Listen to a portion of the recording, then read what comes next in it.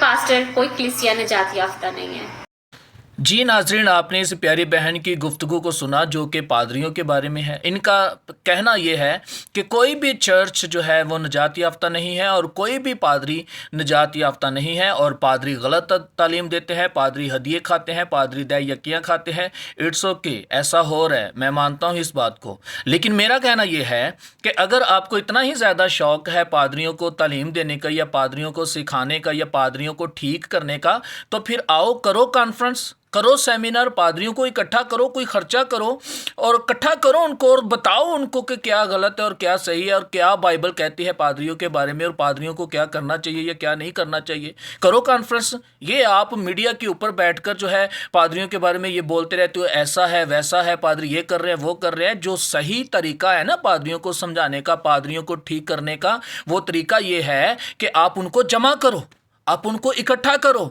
اور وہاں پر جا کر ان کو تعلیم دو۔ یہ کام تو آپ سے ہو نہیں پاتا، خرچہ تو آپ کر نہیں سکتے، پیسے تو آپ لگا نہیں سکتے، اور یہ آپ سستا سا کام جو ہے میڈیا کے اوپر بیٹھ کے جو ہے وہ کچھ بھی بول دیتے ہیں، جی ایسا ہو رہا ہے ویسا ہو رہا ہے، یہ ہو رہا ہے وہ ہو رہا ہے۔ یہ غلط طریقہ ہے، یہ صحیح طریقہ نہیں ہے۔ اگر پاسبان غلط کر رہے ہیں، پاسبان غلط ہے، تو آپ کون سا صحیح طریقہ اپنا رہے ہیں بھائی؟ آپ کون سا صحیح طریقہ جو ہے استعمال کر رہے ہیں پادریوں کو سکھانے کا یا سمجھانے کا؟ یہ آپ لوگ کا اچھا طریقہ ہے؟ جو اچھا طریقہ ہے وہ تو آپ کر نہیں رہے، جو ببلیکل طریقہ ہے وہ کام کریں،